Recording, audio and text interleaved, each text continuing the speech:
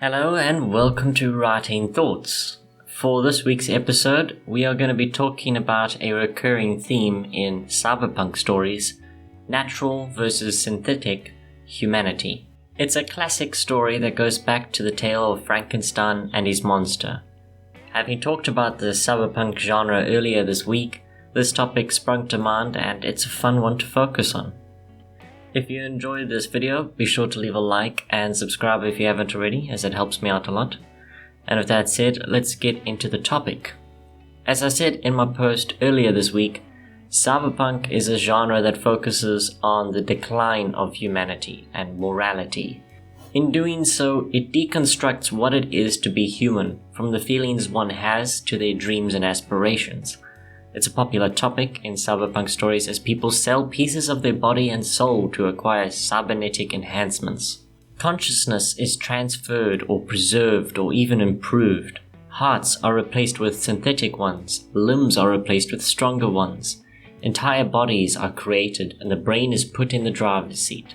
You don't need to look far to find religions and philosophies that have a big problem with this vain pursuit of synthetic improvement. This desire for immortality.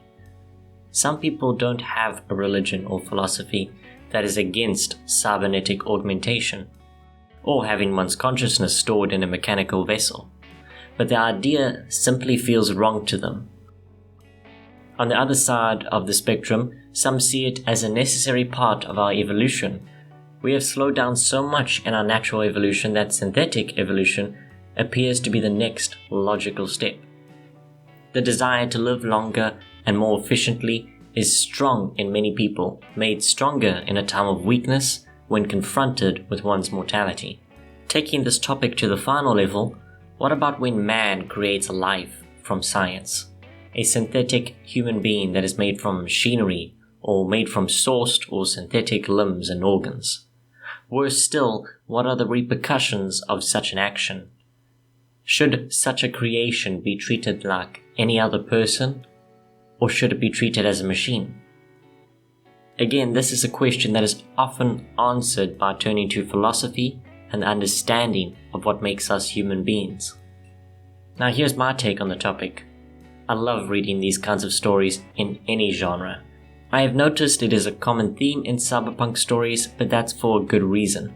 The world is progressing fast and people continue the endless struggle to improve their mortal forms. Eventually, it needs to pause and take stock of all that was sacrificed to reach its current state. Most likely, it is too afraid to confront itself. That is a door that once opened will take a person on a sad, twisted journey as they come to grips with who they are and what part of their soul they lost along the way. In the world today, we are already afraid to confront ourselves and figure out who we truly are.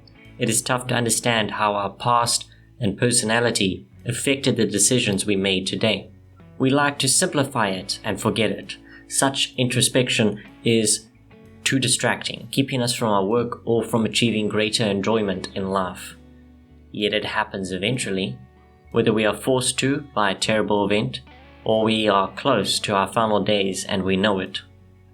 It's hard to tell if we would have been prepared for such thoughts had we regularly considered them, or if it is always so difficult to understand ourselves and our place in the world. Humanity, when analyzed, is filled with so many terrible things and so many good things. We take our decisions in life and deconstruct them, trying to be more understanding of the situation and others, to come to terms with the morality of those moments. Were we acting out of greed, self-preservation, pity? There are so many to choose from. Yet, by thinking about these moments and perhaps getting a bit of perspective from others, we can answer that question and decide where to go from here. It's a wonderful journey of thought to read in any story, but cyberpunk does it well as it can be applied today in a more real sense. It won't be long before such a dystopia becomes a reality. And are we ready for it mentally, emotionally, spiritually, not to mention physically? I think quite a few people would say no. Some would say yes, and others would say we never will be ready. Now time for my final thoughts. I don't know if I could write a good story focusing on humanity, natural versus synthetic, without rattling off my thoughts as if I actually know anything at all. I found the topic interesting and I would love to discuss it with a friend or family member, but I would struggle to write the story. I would most likely create a mess of random thoughts, or I'd focus more on the simple and entertaining aspects of the genre, like the flying cars, wisecracking robots, and cybernetic legs that can make you jump ridiculously high. If that latter is the case, I would create a very shallow story that is more style than substance. But I would probably still feel pretty good about it. I think the only way these kinds of stories could lose me is if they are overly dramatized. I feel you can saturate a topic with too much negativity as well as too much positivity. Yet, I have not read a story that has gone that far.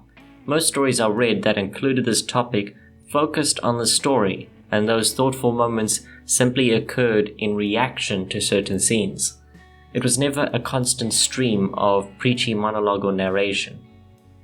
For that reason, I have never been dissatisfied with such a story in any genre, not just cyberpunk. And having heard my thoughts, I would love to hear yours. Do you think cyberpunk's examination of humanity makes for a classic story, or has it become a cliché with the genre? Do you consider synthetic life to be equal value to natural life? Let me know in the comments below. I thank you for listening, and as always, I wish you a good day, good night, and happy writing.